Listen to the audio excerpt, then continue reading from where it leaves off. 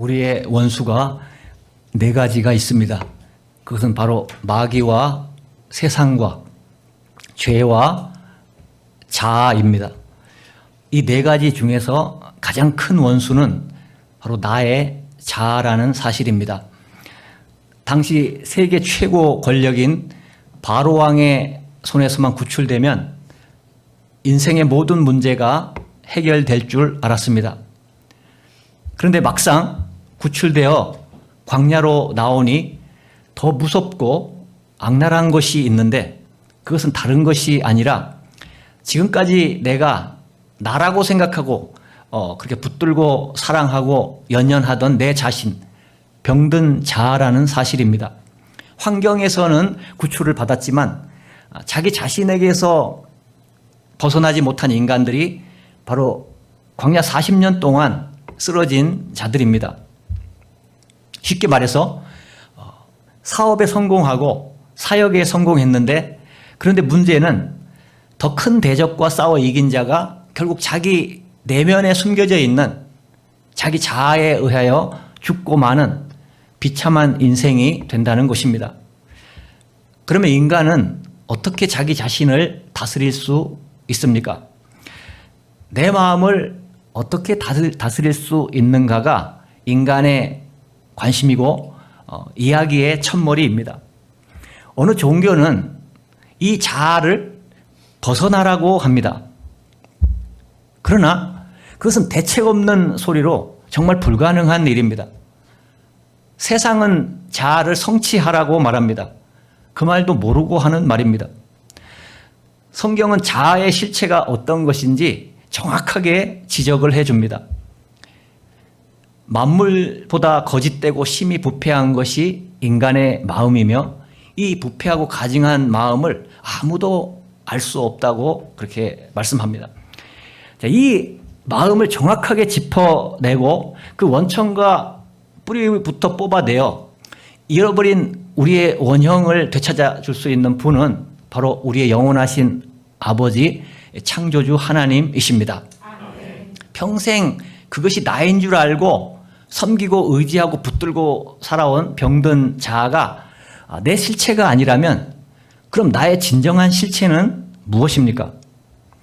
나의 잃어버린 원형, 하나님이 반드시 찾아주셔야 할 그 원형이 어떤 것입니까? 이것은 우리를 지으신 주님에게만 해답이 있습니다. 이제는 우리가 잃어버린 원형을 찾아야 할 때인 것입니다. 이것을 위해서 우리는 먼저 우리를 창조하신 하나님을 알아야 됩니다. 나는 나를 알 수 없습니다. 왜냐하면 내가 나를 만들지 않았기 때문입니다. 내가 나를 디자인하지 않았는데 어떻게 내가 나를 알 수가 있겠습니까? 나를 디자인하고 설계하신 그분을 알아야 나를 알 수 있는 것입니다. 나를 창조하신 그분이 말씀하시는 원형과 그 계획을 살펴보아야 하는 것입니다. 하나님이 우리를 어떻게 계획하시고 어떤 목적으로 창조하셨는지를 보면 우리의 진짜 모습을 알 수가 있는 것입니다. 우리의 잃어버린 원형을 찾기 위해서는 복음에 나타난 그 하나님의 계획을 우리가 먼저 알아야 할 것입니다. 우리를 창조하신 하나님의 계획을 살피기 전에 먼저 알아야 할 것이 있습니다. 인격적인 존재는 그 안에서 어떤 동기가 일어나야 무슨 일을 할 수가 있는 것입니다. 하나님이 우리의 원형을 지으셨다면 도대체 어떤 마음으로, 무슨 목적으로 우리를 지으셨을까요? 이것을 알게 되면 좀 더 확실하게 우리의 존재를 발견할 수 있을 것입니다. 우리를 무슨 목적으로 지으셨느냐는 창조주의 본심이고 우리에게 가장 중요한 것입니다. 사실 복음은 우리의 요구가 아니고, 나의 요구가 아니고, 나를 사랑하신, 우리를 사랑하신 하나님의 본심에서 시작이 된 것입니다. 복음을 우리가 만든 게 아니에요. 하나님이 이것은 만드신 것입니다. 하나님의 본 마음, 우리를 향한 주님의 진짜 마음을 알 때 우리는 우리를 향한 하나님의 근본적인 그 동기를 이해하게 되고, 거기서 우리는 진짜 원형을 온전히 되찾을 수가 있는 것입니다. 하나님이 나를 사랑했다면 얼만큼 사랑했으며 하나님이 나를 어떤 목적으로 지으셨는가 하는 이 하나님의 마음은 복음의 어떤 다른 주제보다 훨씬 더 중요한 것입니다. 모든 것이 하나님에게서 나왔고 하나님의 마음에 달려있기 때문입니다. 하나님이 우리에게 관심이 있으신지, 우리를 생각하시면 어떻게 생각하시는지 하나님의 본심을 알아보는 것이 가장 중요한 것입니다. 사람은 누구나 웬만해서는 자기 속내를 잘 드러내지 않습니다. 인격적인 존재는 그 마음을 아무에게나 이렇게 드러내지 않습니다. 함부로 열어주지 않고 이게 내가 그것을 동기가 있어야 이것을 내가 보여줄 수 있습니다. 하나님이 그렇게 지어 놓으신 것입니다. 그래도 우리도 사실 깊은 속내를 잘 드러내지 않습니다. 길 가는 사람 아무나 붙잡고 여보세요, 나의 진심을 좀 들어주세요, 이렇게 말하는 사람 없지 않습니까? 그러면 어떨 때 누구에게 내 마음을 드러냅니까? 자기가 정말 믿을 만한 그 대상, 믿을 만한 사람이 생기면 내 마음을 열어서 보여주고 싶어 합니다. 또 나에게 사랑하는 대상이 생길 때 그때만큼은 내 마음을 열어놓고 정말 이거 보여주고 싶어서 어쩔 줄 몰라 하는 것입니다. 그런데 하나님은 우리에게 그분의 마음을 보여주고 싶어서 아주 못 견뎌 하시는 것입니다. 근데 이것이 비밀이에요. 이것이 사실인데 이것이 비밀입니다. 고린도전서 2장 10절에서 12절. 오직 하나님이 성령으로 이것을 우리에게 보이셨으니 성령은 모든 것, 하나님의 깊은 것까지도 통달하시느니라. 사람의 일을 사람의 속에 있는 영외에 누가 알리요? 이와 같이 하나님의 일도 하나님의 영외에는 아무도 알지 못하느니라. 우리가 세상의 영을 받지 아니하고 오직 하나님으로부터 온 영을 받았으니 이는 우리로 하여금 하나님께서 우리에게 은혜로 주신 것들을 알게 하려 하심이라. 사람의 그 내면 깊은 곳에 있는 마음을 그 사람의 그 영 외에는 누가 알겠습니까? 이것을 성경은 말씀하고 있습니다. 마찬가지로 하나님의 깊은 마음도 하나님의 영인 그 성령만이 아신다는 것입니다. 이 말씀에서 보면 하나님께서 우리에게 은혜로 베풀어 주신 것들이라고 했는데, 은혜란 그 마음에 일방적으로 베풀어 주고자 하는 자발적인 호의라고 할 수 있습니다. 어떤 인격적인 존재가 누군가에게 은혜를 베풀려고 하는 것은 가장 깊은 내면에서 동기가 일어나야 그것은 가능한 것입니다. 마찬가지로 하나님도 하나님의 자발적인 동기로 우리에게 은혜를 주시고 또 하나님의 은혜로 주신 것들을 너무나 알려주고 싶어 하세요. 이거 알아야 된다. 내가 너에게 가장 최고의 것을, 귀한 것을 주셨다. 어쩌면 너에게 모든 것을 주었는데 너는 왜 이것에 관심이 없느냐. 그러니까 하나님은 어떻게든 알려주고자 하십니다. 하나님이 보여주고자 하시니까 아는 사람이 아는 거지, 그렇지 않다면 우리는 어떤 경우에도 하나님의 본심을 먼지만큼도 알 수가 없습니다. 알고자 하는 우리보다 알려주고자 하는 주님이 더 안타까우신 것입니다. 인간이 자기 생각으로 하나님을 알 수 없어요. 내가 어떤 머리가 좋아서 유추해서 사색해서 하나님을 절대로 알 수가 없다라는 거예요. 하나님이 우리에게 자신을 드러내시고 자신의 마음을 쏟아 주시기 때문에 우리가 알 수가 있는 것입니다.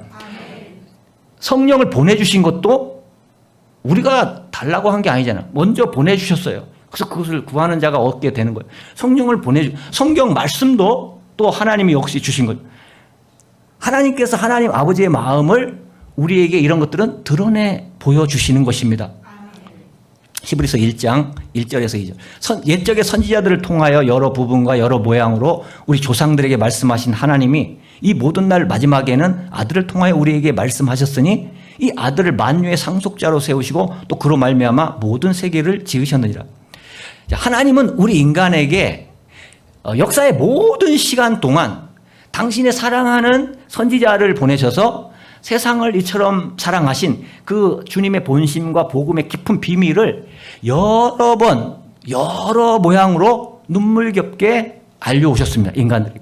그리고 마침내 말씀이 육신이 되어 우리 가운데 거하심으로 우리가 만지고 보고 느끼고 그렇게 할 수 있는 그 아들을 우리에게 주신 것입니다. 아들이 또 이 땅에 오셔서 우리에게 또 말씀하셨습니다.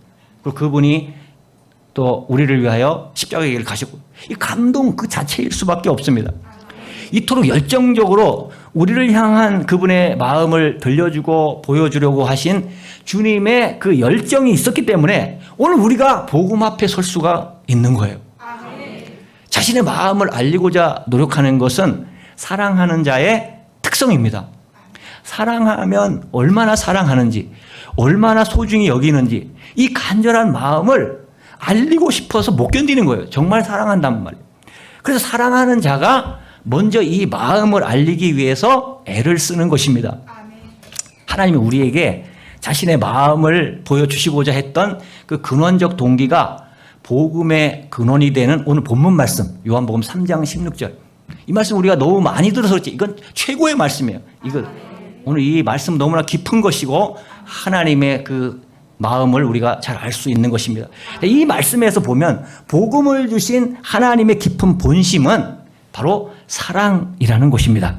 사랑이라고 말씀하는 거예요. 하나님께서 어떤 마음의 동기로 우리에게 원형을 창조하셨는지 그 하나님의 사랑의 마음을 좀 더 느낄 수 있도록 인격적인 존재를 움직이는 동기가 있습니다. 인격적인 존재는 동기가 부여되지 않으면 절대로 움직이지 않습니다. 그렇기 때문에 사람을 움직이려고 하면 동기가 부여되는 그 원인을 알아야 됩니다. 인격적인 존재를 움직이는 동기의 첫 번째는 두려움입니다. 이 두려움이라고 하는 동기는 사람을 움직이는데 매우 효과적이지만 그 동기가 외적에 있어요. 외부의 요인입니다. 외부에서 계속 그 두려움이라는 원인을 제공해 주면 말을 잘 듣는데 이 동기가 이제 사라져 버리면 그가 이제 열심 내던 것, 그의 행동, 모든 절도 있는 삶도 함께 무너져 버리는 것입니다. 그 다음 동기가 의무감이에요. 이 의무감이나 사명감은 뭔가 책임을 맡겨서 그 사람을 움직이게 하는 것으로 이것도 아주 효과적인 동기가 됩니다. 의무감도 효과적이지만 의무감을 제공하는 외부의 동기가 사라지면 그 의무감 때문에 했던 그 충성, 헌신, 봉사 등 이 모든 것이 다 사라지는 위험이 있는 거예요. 이런 현상이 많이 나타나지 않습니까? 동기 중에서 가장 순전한 동기가 될 수 있는 것이 있습니다. 그것은 바로 사랑입니다. 사랑은 동기가 그 내부에 있어요. 다른 동기는 바깥에 있었는데 이 사랑은 내 안에 있는 것입니다. 사랑의 특징은 철저하게 자발적이고 다른 목적을 무슨 이해 타산이 없어요. 그래서 사랑이야. 사랑의 목적을 두는 것입니다. 이 사랑은 동기나 목적 그 자체가 사랑이에요. 어떤 이권이 아니에요.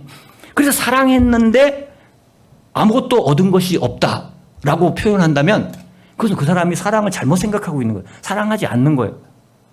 사랑을 모르고 있는 거예요.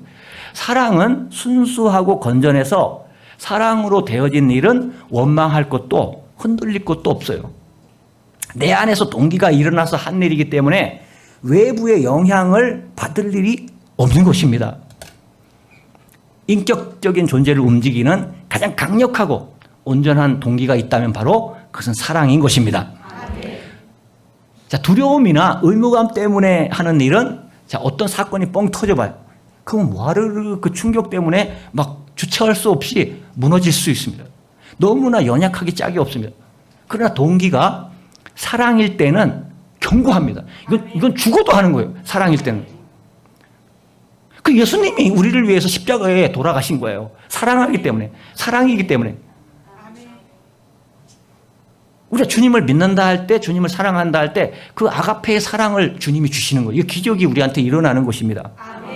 우리 힘으로 사랑을 할 수 있는 게 아니에요. 주님을 만날 때 그 사랑을 우리가 받게 되는 것입니다. 놀랍게도 이 복음을 주신 하나님의 본심이 바로 이 사랑인 것입니다. 우리에게 복음을 주신 영원하신 하나님의 본심이 사랑이라는 것보다 더 안전한 것이 없는 것입니다. 다른 이유와 목적 때문이었다면 우리는 믿을 수가 없어. 그 이유와 목적이지 그 사랑이 아니니까요. 이 사랑은 결코 마르지 않습니다. 고린도전서 13장에서 사랑에 대해서 나오는데 거기가 진리가 있습니다. 보면 모든 것을 믿으며, 모든 것을 참으며, 모든 것을 바라며, 모든 것을 견디느니라. 뭐 이렇게 나오는데 이 사랑의 속성을 잘 말해주고 있습니다. 얼마나 아름답습니까? 모든 것이 사라져도 사랑은 영원하다. 믿음, 소망, 사랑 중에 제일은 사랑이다. 왜냐하면 이건 영원한 것입니다. 근데 우리를 향한 하나님의 가장 깊은 본심, 주님의 가장 깊은 동기가 사랑이라고 하니 우리는 기뻐할 수밖에 없는 것입니다. 사랑이니까요, 사랑. 무조건적인 사랑이니까요. 주님이 완전한 사랑으로 우리를 디자인하고 창조하셨다면 하나님이 우리에게 주실 수 있는 것을, 최고의 것을 주실 수가 있는 것입니다. 아니, 죽어야 말 거예요. 왜? 사랑하니까. 우리 인생을 정말 하나님은 최고, 하나님 보실 때 최고치로 우리를 올려놓기를 원하실 것입니다. 왜? 사랑하기 때문에. 그분의 모든 능력을 아낌없이 나를 위해서, 우리를 위해서 발휘하실 것입니다. 우리가 코드만 맞춰주면 말이에요. 응? 전기도 쭉 꽂아야 전기가 통하지 않습니까? 세상에 코드를 꽂지 마세요. 주님께 코드를 꽂으시기 바랍니다. 그렇기 때문에 복음은 하나님께서 최고 최대의 사건이고 완전할 수밖에 없는 것입니다. 에덴 동산을 생각해 봅니다. 그 완전한 사랑을 주셨는데 그것을 우리 인류의 시조가 거절하고 선악과를 따먹던 그 배신의 현장에서 주님은 거기서도 사랑을 베풀어요. 당신 혼자서 당신에게 언약을 하시며 여자의 후손을 보내리라. 나는 결코 너희를 포기하지 않는다. 또 구원받을 기회를 열어놓으시는 거예요. 여자의 후손으로 보내는 그분의 아들이 무슨 대가를 지불해야 할지 명확하게 표현된 것이 창세기 3장 15절. 벌써 서두에 그것을 말씀하셨어요. 자, 그러면서 인류가 이제 죄악이 들어왔습니다. 이제 원죄가, 이 곧바로 이어진 그 죄의 결과가 무엇입니까? 가인의 손. 이 아담과 하와의 자녀가 가인과 아벨이잖아요. 그 형 가인이 동생 아벨을 죽입니다. 피가 나. 이게 죄의 결과로 드러납니다. 죄책감에 시달려서 미친 듯 펄펄 뛰는 가인의 그 괴성을 우리가 들을 수가 있습니다. 성경을 보면. 그토록 꿈꾸며 하나님이 아름답게 지어놓으신 이 피조 세계에서 죽은 아벨의 피의 호소를, 또 아담과 하와의 그 자식이 죽으니까 통곡 소리를 그렇게 들으셔야 하는 하나님 아버지의 마음이 어떠했겠습니까? 이건 말로 할 수가 없는 거예요. 사람의 죄악이 세상에 가득한 거, 성경 말씀 그대로 인간의 모든 계획이 항상 악할 뿐임을 보시고 한탄하사 근심하시는 하나님, 그 죄를 그냥 두시면 구원의 기회마저 사라져 버립니다. 스스로 자멸하고 많은 인간인데 그 인간을, 그 세상을 구원하기 위해서 하나님은 그때도 노아의 방주를 이렇게 만드십니다. 그래서 120년 동안 지켜. 왜? 누구든지 거기 타면 구원받는다. 누구든지.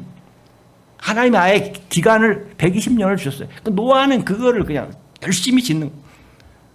그리고 결국 120년 후에 하나님 약속한 대로 이제 세상을 심판하시고 노아의 가족은 그 방주에 탔기 때문에 또 하나님을 믿었기 때문에 구원을 받고 결국 그 방주 때문에 오늘 우리가 이렇게 살아있는 거예요. 그 노아의 후손으로 인해서 온 인류가 이렇게 퍼져서 형성이 된 것입니다. 그 노아의 홍수 사건은 구원 사건이요. 하나님의 은혜의 역사인 것입니다. 자, 그러나 그 후에도 반역의 역사는 끝없이 반복됩니다. 그 기막힌 바벨탑 사건 이후에 아브라함 이후 특별히 하나님을 사랑하겠다고 하시고 주님과 언약을 맺은 이스라엘 백성. 그 이스라엘 백성은 하나님이 얼마나 사랑하셨습니까? 얼마나. 근데 이스라엘 그 백성이 하나님의 자녀로 만들어준 그들이 얼마나 악착스럽게 그 역사를 보면 하나님의 마음을 짓밟고 반역하고 떠나갔습니까? 수도 없이 반역이 계속 이어지는 가운데 이제 우리의 생각으로 이제는 포기하셨겠지. 이렇게 이런 순간마다 하나님은 더 큰 본심을 보여주는 것이 바로 성경의 역사인 것입니다.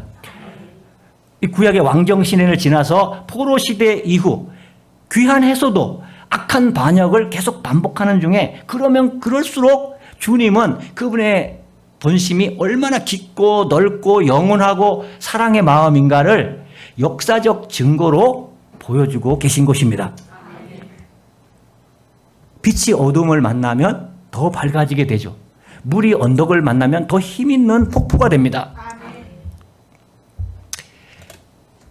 이제 더 이상 사랑할 수 없을 것 같은 그런 상황이 올수록 하나님은 인간을 더 사랑하고 더 하나님의 그 완전한 사랑을 보여주고 있습니다. 이런 사실이 성경 말씀에 가득 차 있는 것입니다. 그 하나님은 사랑이시라, 이렇게 성경은 말씀하고 있는 거예요. 선한 왕을 찾아볼 수 없는 그 북이스라엘이 있고 남유다가 있어. 그 나라가 이제 갈라져서 북이스라엘, 또 이스라엘이 갈라진 거예요. 근데 그 북이스라엘이 얼마나 악랄하게 주님의 이름을 짓밟았어요. 그것도 하나님의 자녀인데, 심지어 여로보암 2세 때는 이들이 극에 달해서 이스라엘 주변의 그 당시에 그 이방인들의 그 악보다 더 했다라는 거예요. 하나님의 자녀들이 말이에요. 이때 부름받은 선지자 중에 하나가 바로 호세아입니다. 주님이 호세아를 부르시더니 장가가라. 부르셨으면 메시지를 주고 전하라고 해야 되는데 장가가라 말씀하시고 웬 여자까지 중매해 주셨습니다. 그 여자의 이름은 바로 고멜이에요. 그녀는 행실이 형편없는 여자였는데 주님은 당신의 종에게 그녀와 결혼하라는 거예요. 그 결혼했어요. 순종해야 되니까. 결혼한 지 얼마 안 돼서 그 여인이 사라집니다. 몇 달 만에 돌아왔는데 남의 자식을 임신해서 돌아온 거예요. 그래서 주의 종은 받아들이고 순종하는 수밖에 없습니다. 그 여자를 받아들여서 남의 자식을 낳고 용서하면 다시 나가서 또 남의 씨를 받아서 들어오고, 그렇게 반복해서 자기 자식이 아닌 음란한 자식들을 셋씩이나 낳았어요. 호세아의 아내가 말이에요. 이 기막힌 반역을 당하도록 하나님께서 호세아에게 허락하신 것입니다. 하지만 용서하라니 용서했습니다. 3번이나 그렇게 했건만 이 고멜은 더 의기양양해져서 어느 날은 집을 나가버렸어요. 나 이거 양이 안 찬다. 집을 아예 돌아오지 않습니다. 이 호세아의 가슴이 어떻게 됐어요? 배신의 세월을 가슴에 안고 이제 잊을 만한 때가 되었을 때 하나님께서 다시 호세아를 부르십니다. 하도 하나님이 그동안 이상한 일을 시키니까 이제는 부르시기만 해도 간이 떨어질 지경입니다. 호세아는. 아니나 다를까 내 아내 고멜을 기억하느냐? 고멜을 또 말씀하세요. 내 아내가 지금 인신매매 시장에 팔려가고 있다라고 하십니다. 하나님은 다 보고 계시니까. 이 고멜이 집을 나가서 마음껏 쾌락을 즐기고 살았는데 결국 세상에서 가치가 떨어지니까 노예처럼 팔려다니는 인생이 된 것입니다. 근데 주님은 이런 배반하고 비참한 여자를 또다시 데려오라고 하셨습니다.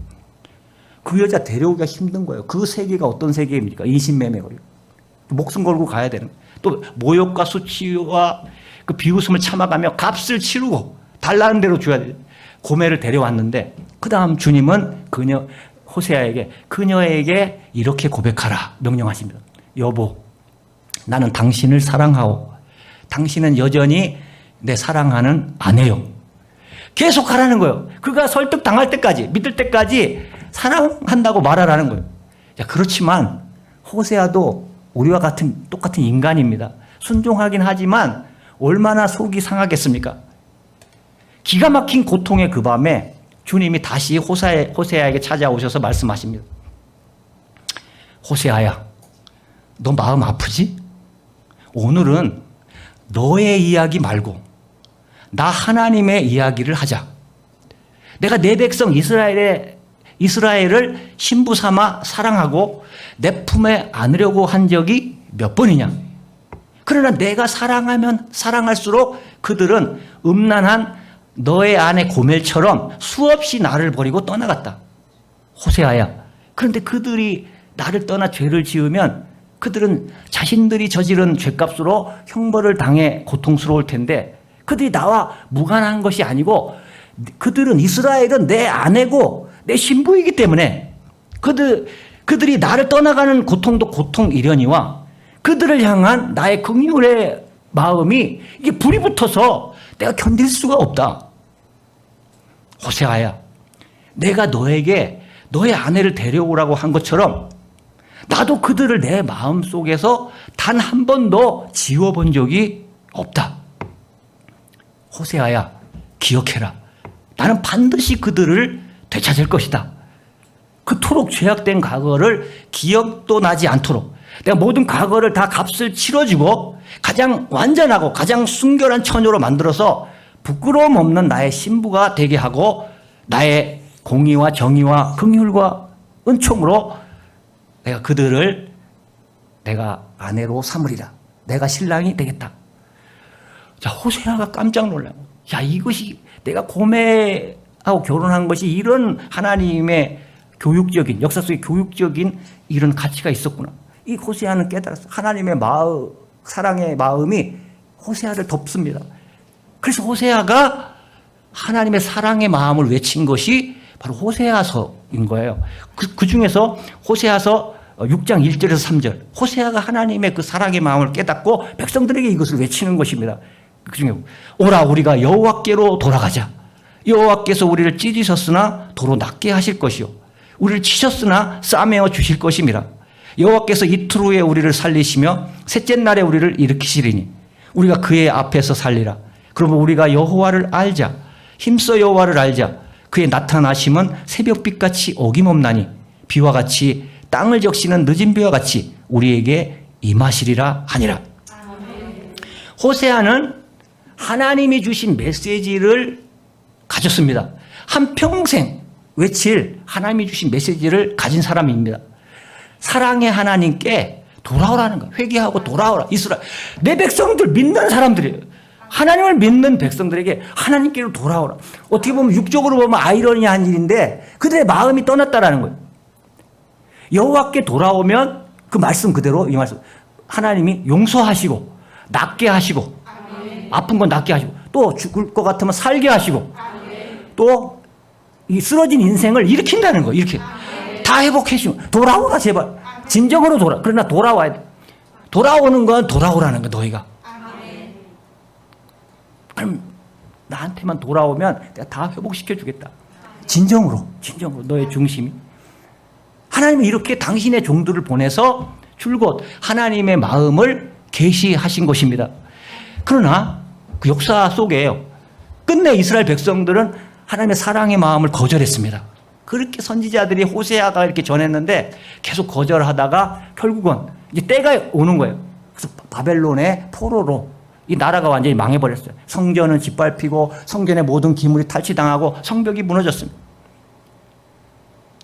하나님과 언약을 맺었던 이스라엘은 반역하고 떠나갔지만 그러나 그토록 사랑하시는 주님의 본심은 어떤 상황 속에서도 흔들리지 않았습니다. 그들이 떠났어도 미워하진 않아. 하나님 돌아오라. 계속 하나님은 눈물로 이스라엘 백성들을 기다리시는 것입니다.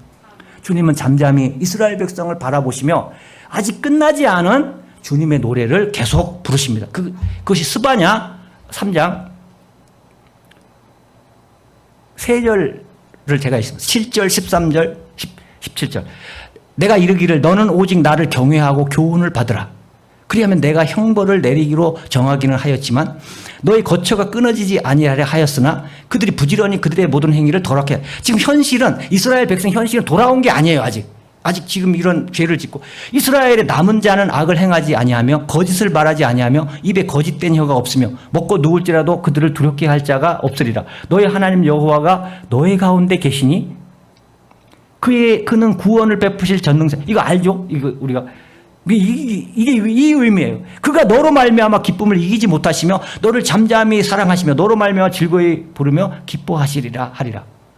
이 마음이 변함없이 이스라엘 백성을 향하여 당신의 자녀들을 통하에게 가지고 계신 거예요. 이때가 무슨 돌아와서 그들이 뭐 거룩한 삶을 사는 게 아니에요. 이렇게 하나님은 그 미래의 이때를 꿈꾸며 이렇게 되기를 하나님 원하시며 돌아만 오면 이런 상황이 될 것을 이렇게 말씀하고 계신 것입니다. 이것은 이스라엘이 잘했을 때 말씀하신 것이 아니에요. 주님을 사랑할 때 말씀하신 것이 아닙니다. 하나님을 완전히 반역하고 떠나간 창녀 같은 그 이스라엘을 향해서 언젠가 당신의 복음으로 회복될 이스라엘을 믿음으로 바라보시며 하나님 혼자 부르시는 사랑의 노래인 것입니다. 주님의 사랑은 끝이 없어서 그 사랑이 결국 역사의 산을 넘고 강을 건너서 때가 참에 당신이 스스로 언약한 그 언약을 지키고자 자기 땅에 자신의 단 하나뿐인 아들을 보내시고 우리에게 떨어지는 모든 저주와 심판을 다 그 아들에게 쏟으시고 채찍에 맞고 십자가에 매달려 죽도록 우리에게 그 아들을 내어주셨습니다.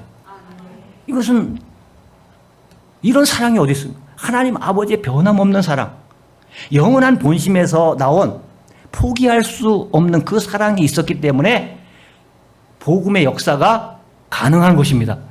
저주받은 우리 인생에 소망이 있는 것입니다.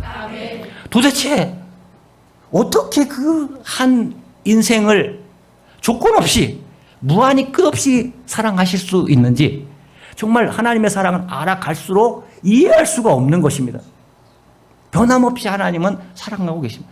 하나님의 그 사랑에 압도당하지 않을 수가 없는 것입니다. 하나님의 완전하신 사랑의 정점은 바로 예수 그리스도 그 독생자를 십자가에 매달은 사건에서 드러났습니다. 이 주님의 사랑이 우리가 이해할 수 없는 모든 복음을 가능하게 한 것이고 우리에게 주시는 완전한 믿음으로 누릴 수 있는 그 완전한 복음을 우리에게 전해줄 수 있는 원인이 된 것입니다. 그러므로 우리는 회개하며 하나님께 돌아갑시다. 사랑의 아버지 하나님께 돌아갑시다. 우리가 그분께 돌아오면 그분이 하십니다. 우리 힘들잖아요. 우리가 어떻게 하겠습니까? 해도 평생 해도 힘들어요. 우리가 하면 되지도 않습니다. 그분께 돌아와서 그분과 함께 동행하십시오. 그분의 일을 하실 것입니다. 하나님이 내 인생을 주관하실 것입니다. 주님은 우리 모두에게 동일하게 말씀하십니다. 우리 모두에게요.